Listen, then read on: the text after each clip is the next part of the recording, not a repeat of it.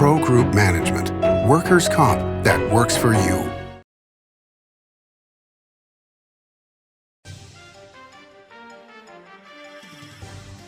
Welcome to Nevada Newsmakers. On the broadcast today, Andrew MacKay joins us. He's Executive Director of the Nevada Franchised Auto Dealers Association, here for the whole show on an all-new Nevada Newsmakers.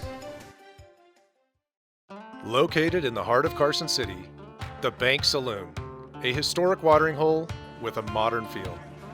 With a variety of classic cocktails, featuring Nevada spirits, space for private events, conferences, and an incredible atmosphere. The Bank Saloon offers a great location to work and play. Come visit us. Located at the corner of 5th and Carson. We'll save you a drink. Early in the morning or throughout the night, professional truck drivers are on the job, serving you, safely moving freight that's crucial to our economy. From the oldest industries to our newest innovators, from the exotic to the everyday.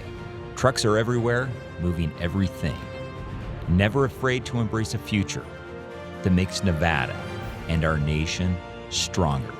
Trucking moves America forward. When in Carson City, Nevada Newsmakers records in the conference room at the Bank Saloon. Coverage of the 2021 Nevada legislative session is brought to you by Pro Group Management, workers' comp that works for you. Ahern Rentals is ready for your next project. Liberty Dental Plan, making members shine one smile at a time. And Southwest Specialties, creative, distinctive, beautiful. This is Nevada Newsmakers with host Sam Shad, a no-holds-barred political forum. Now, from the Nevada Newsmakers broadcast headquarters, here is Sam Shad. And back on Nevada Newsmakers, we're delighted to welcome back to the program Andrew MacKay. He's Executive Director of the Nevada Franchised Auto Dealers Association. Pleasure to have you back on the program, Andy. Great to see you, Sam. Thanks for having me. Appreciate it. Oh, you're very welcome. Let's start out with this bill that came up with the legislature. I'm not sure where it sits at this moment as we're taping this, but you can share that with us. In terms of wanting to have electronic vehicle sales bypass dealerships and be sold directly to the public in the way that Tesla is. What are your thoughts on that for the association?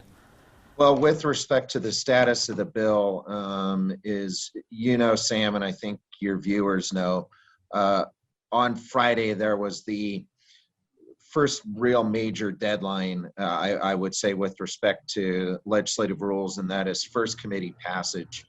And no action was taken by the Committee on Growth and Infrastructure. Therefore, the bill, Apr14, was lost. So, pursuant to rules, right now that bill in its current jacket, bill assignment number doesn't exist. All right, so what's the potential? Because we know that bills can get killed or die and then magically come back, at the end of session. What is the pressure, do you believe, to get this back on? I don't know the answer to that. I'll just be totally honest. As you alluded to, nothing is truly ever dead until, legislative speaking, until they're officially finished. I would argue because it's such a major piece of public policy and creates a tantamount shift on how autos are retailed in the state, new automobiles. Simply amending a bill and assuming it's a minor change, I doubt that would happen. Legislative leadership understands on both sides of the aisle how big of a deal this bill was. So I mean, because essentially, you'll be looking at 10 or 15 years down the road, potentially a lot of dealerships would be out of business. Absolutely. And that was one of our arguments. The bill proponents, their goal with the bill is they proffered during the committee hearing and in meetings with legislators was pretty simple, that this bill would enable additional or new electric vehicles to enter the market and help the state meet its goal to electrify this industry, for lack of a better term. Our argument was simple, that it did none of that. And here's why. The existing market is working. When you look in terms of the institutional automobile manufacturers who my members represent in the marketplace, just in the next 3.5 years, you're going to have 130 EV new models they're going to bring to market. They're investing over $250 billion, trillion with a T, $250 billion in R&D. This is a industry that is rapidly evolving. I shouldn't say industry, it's a specific product segment. And consumers in Nevada and across the country are going to have a wide range of vehicle offerings that are going to be available to them. Further, when you look in terms of some of the bill proponents, in the price of the vehicles that will be brought to market by some of these solely EV manufacturers, I would argue they're just, people are priced out of the market on them. They'll never be able to afford them unless you think $160,000 sedan is affordable. Let me ask you this. Are we rushing to the future too quickly? Because between electronic vehicles, my thought is we don't have nearly enough charging stations. I mean, if you look at how many gas stations there are around the state, I don't know if it's in the thousands, but I'm guessing it's probably pretty close. Where do you get the electronic vehicle charging stations that are going to be able to accommodate this rush? I talked with Dov Cannon from NV Energy, and I was saying, are you guys going to take over the mini marts to be able to provide electricity to all these different groups? And the amount of time it takes to charge, and I'm not saying I'm against electronic vehicles, because obviously I'm not, but it just seems that the transition is moving so rapidly in terms of government versus reality, that do you think we're going too fast? That's a good question. And you hit on, as you bake this cake to moving to a more decarbonized industry, specifically from an automotive standpoint, there are a lot of challenges that exist. You talk about charging time, availability of charging. Is the grid, I don't think MV Energy right now would say if we went to a largely electrified automotive space today, the grid just simply isn't there. However, to their credit and their policies that are being considered and pushed at the legislature, as well as across the country from Congress, I think as you start seeing mass adoption of these type of vehicles in 6, 7, 10 years, I think they're going to be able to work through a lot of that. Today, if you just flick the switch, the answer is absolutely no. And I don't think anybody would even attempt to make a representation that our electric infrastructure right now is set up to handle what is projected in the future. But they're planning for it. Okay, so you've seen the legislation, or at least the discussion of the legislation about getting rid of natural gas in Nevada, which has gotten a lot of different industries just apoplectic, not the least being Southwest Gas, but also NV Energy, because they have gas-fired plants, restaurateurs, construction companies that build homes. Is it next that we're going to get rid of gasoline? I mean, that seems to be the next target. I think the answer to that is at some point, yes, no doubt about it. With respect to the natural gas legislation, the coalition of businesses, we were part of that coalition that opposed it. That was, I would argue, and everybody else would, that was poor public policy.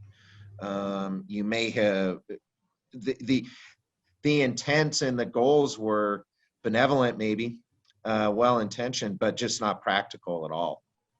Not in the least bit. the fact of the matter is that black stuff that we pump out of the ground, that ultimately gets refined into gasoline, there's a finite amount of it. It's nobody's going to argue that. And the manufacturers and environmentalists, dealers, general public have recognized this and realized we need to go to an alternative form of transportation at some point in the future. When we ultimately get fully electrified, I'm not even going to fathom a guess. That is decades away from now. Okay, because that was going to be my next question, which is, that when auto manufacturers make a vehicle, there is a guaranteed lifespan for that vehicle, so that that it's not, you'll still be able to get parts, etc., for X amount of years beyond your purchase of that vehicle. If you suddenly have a deadline that says, you're not going to have gasoline in 10 years, that why would you buy a car in 8 years? And then what happens to the classic cars? What happens to the older vehicles? Because this energy industry can't exist on a minor level, correct? Well, you're 100% correct. A huge part of the American culture is the automobile. I mean, you just go back from the turn of the last century, it's influenced everything from commerce to lifestyle, and that's not going to go away, at least for the foreseeable future. And when you look in terms of how long a vehicle is on the road, General Motors has announced, and it's aspirational, but their goal is to, by 2035, they will only produce electric vehicles, battery-powered electric vehicles, or if they perfect hydrogen fuel cells, which is quite possible at that point, that we're going to see mass adoption of that. But the vehicles, right now, 12 years. So if you just look at the glide path, that if you only look at it from a 12-year product life cycle, you're looking at 2047 at the earliest. And I would argue that probably because of how good of a product the automobile manufacturers produce today, that 12-year average life, the average age of a vehicle on the road is going to be longer than 12 years. It's probably going to be 14 or 15. All right, let's take a break. We'll come back more with Andy MacKay, because we're going to talk about computer chips and why that is an issue today after this. Hey guys, are you watching the game at a friend's or the bar again because you can't watch at home with your wife? Or worse, because she kicked you out and kept your couch, your flat screen, and your kids? What's the one thing a man needs when he loses a good woman? A good lawyer. And when he loses a bad woman, he needs a great lawyer. What makes a good woman a bad woman? You tell me. You're the one that can't watch the game in your own home. I'm men's rights attorney Marilyn York, and I represent men in divorce, custody, and family law matters. Safety. We all think about it. You think about it when he buckles in, when you check your mirrors and put away your phone. RTC thinks about safety too. In fact, we create it. Center turn lanes mean fewer blind spots. Bike lanes keep cyclists and you safe. Roundabouts reduce injury collisions, and all these crosswalks are designed to keep families like yours safe. Safety is your priority, and it's ours too. Every day, in everything we do. What do you count on? You count on your power every day. At NV Energy, we've always powered what's important to you, but we're not looking at the past. We're focused on the future. While our standards are high, our rates will remain low, and our commitment to renewables isn't just meeting standards, but leading the way, because you can count on more than just your power. You can count on the company who brings it to you. That's our promise. You can count on it.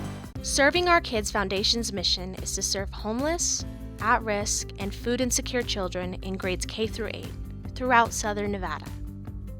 During the pandemic, Serving Our Kids has seen a 42% increase in the number of children served, providing more than 4,500 meals to kids in over 100 schools weekly. Serving Our Kids is powered by community support and volunteers.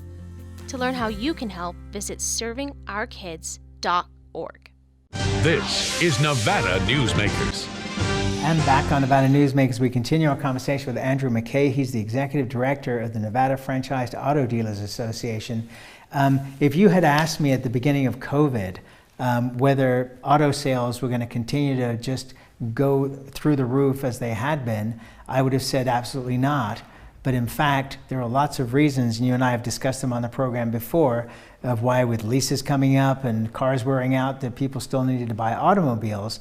But now there are issues because of the inability to get computer chips that we're seeing some of the major auto manufacturers having some real serious issues with getting new vehicles out.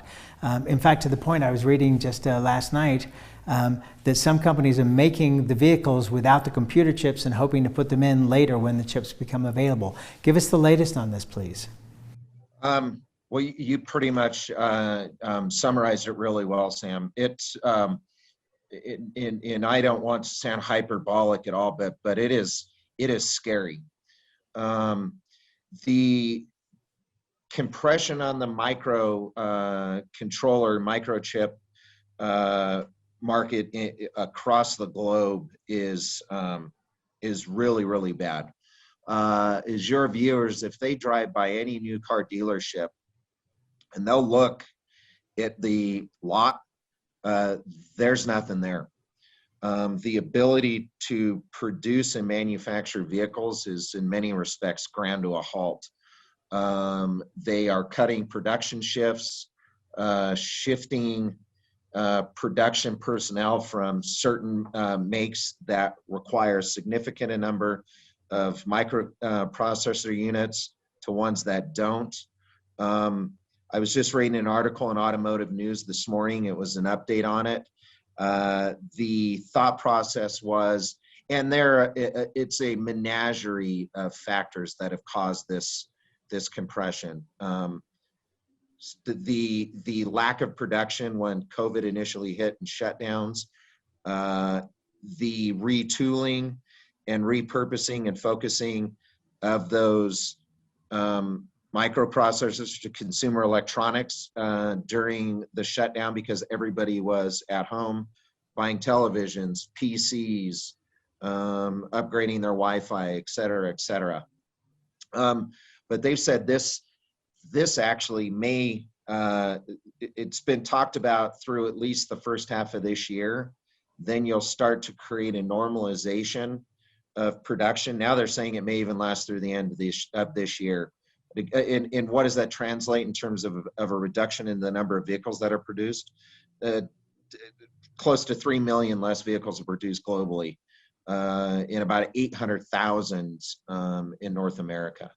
And people say, well, what do chips have to do with building a car? Well, you know, your vehicle is much a rolling a computer as anything. And I mean, to give you an idea, an Audi Q7 has 38 different microcontroller units in the vehicle. And you can build a vehicle with 30 of them, but that doesn't mean it's going to market and it's going to end up on a dealer lot. So what they're doing is producing, be it Ford, General Motors, just to name two that are in the process of doing this, particularly on the truck end. They're manufacturing the trucks, and then once those units come in, the microcontrollers, then they're going to insert them and then bring them to market. But it's creating a major inventory crunch across the country. It's really bad. All right. So does this mean that the federal government should be encouraging production of these computer chips here in the United States? I mean, we're seeing that with lithium. That's become a national security issue for us to produce lithium. Does it become a national security issue? Does DOD get involved to say, you know, we need to have these computer chips manufactured across this country so that we're not reliant on a factory in Japan that catches on fire? Does it arrive to a national emergency?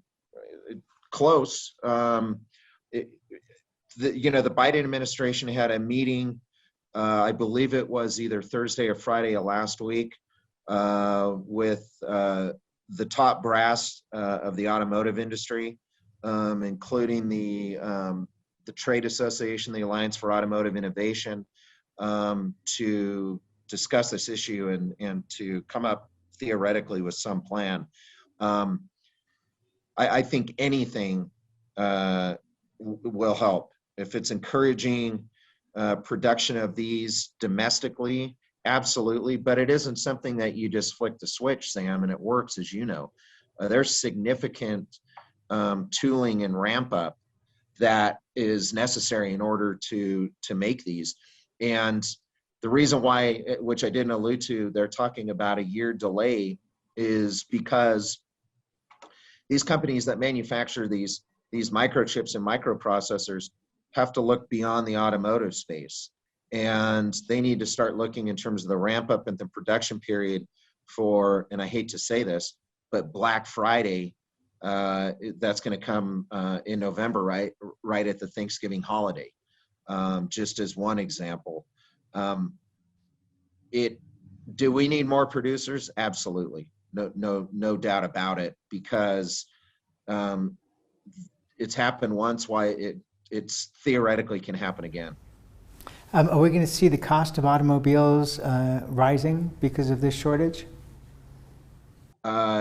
Yeah, I think the short answer to that is yes. It's simply there's a supply and demand. Where you're really seeing is not necessarily on the new end, but on the used, because it's creating such a compression on the market on the used end. That's where you're going to see a real price crunch. All right, let's take one more break, and we'll be right back with Andy MacKay after this timeout. Tamarack Casino is giving away 2 Mercedes-Benz during the $125,000 Benz or cash giveaways. Plus, players get 5 times points on video reels every Friday. Win 2 Mercedes-Benz now through May at Tamarack Casino. Located in the heart of Carson City, the Bank Saloon, a historic watering hole with a modern feel. With a variety of classic cocktails, featuring Nevada spirits, space for private events, conferences, and an incredible atmosphere.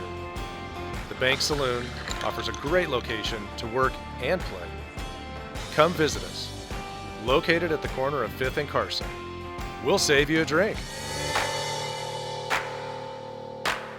Hi, I'm Renee Summerhour, digital news anchor here at 7 at 7. Watch our streaming nonstop newscast immediately with your mobile phone. 7 at 7 is the new way for you to get every bit of local news you need in just 7 minutes. Breaking news, local neighborhood news, weather, and sports are just a click away. Reporters bring you all of what's happening in the Valley. From Roku, Amazon Fire, Apple TV, YouTube, and more. Get every bit of local news you need from the RJ and LVRJ.com. As you know, Reno is booming. Toll's development company is helping it grow with insightful design and development, building community with every project, adding beauty, adding excitement, emphasizing our shared humanity. Reno is becoming bigger. Toll's development is helping it become better, more livable, more enjoyable. To learn more, go to tollsdevelopment.com. tollsdevelopment.com. Tamarack Casino is giving away 2 Mercedes-Benz during the $125,000 Benz or cash giveaways. Plus, players get 5 times points on video reels every Friday. Win 2 Mercedes-Benz now through May at Tamarack Casino. This is Nevada Newsmakers.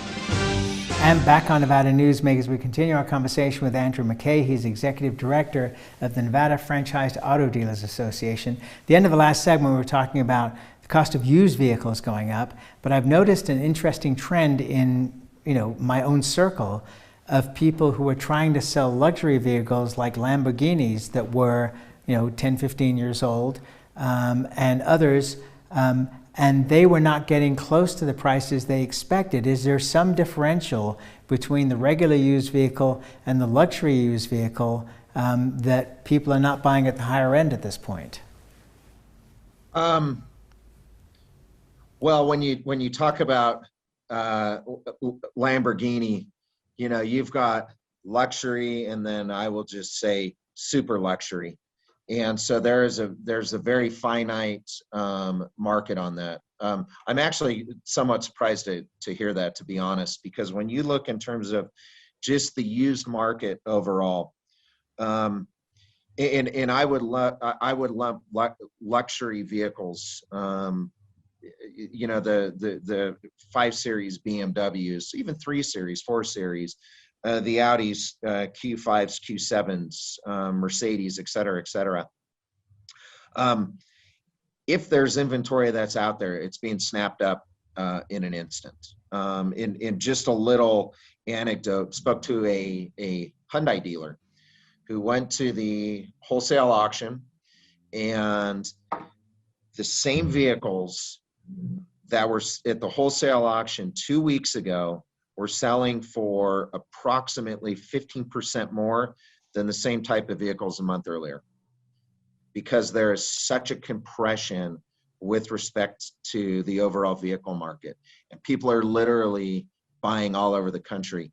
Was a Champion Chevrolet here in Reno on Friday, buying my daughter a brand new Chevy Spark. There was a gentleman that was from Denver who flew from Denver to buy a used pickup truck because he couldn't find one anywhere remotely close to where he lived. Amazing. Well, that's where we have to leave it, sir. Thank you so much for doing this as always. Hope to see you again before the end of session. Thanks for having me, Sam. Good seeing you. You too. Take care, and we'll be right back. Brian Culpa Photography was born in the rolling hills of Massachusetts, and now he can help you experience the stunning beauty of Nevada in a whole new way through the power of flight. Flying has always been a passion for Brian, and at Brian Culpa Photography, he can make your imagination soar. Brian has the creative mind and tools to tell your unique story. Experience the bird's eye view at brianculpaphotography.com. Hi, my name's Marilyn Miner, and I'm sure you'd agree that Nevada's a very special place to live. I was born here, and my husband and I have raised our family here. I feel it's a privilege to live and work in the Truckee Meadows. I especially enjoy helping my clients reach their real estate goals. Sometimes the smallest details provide the greatest satisfaction.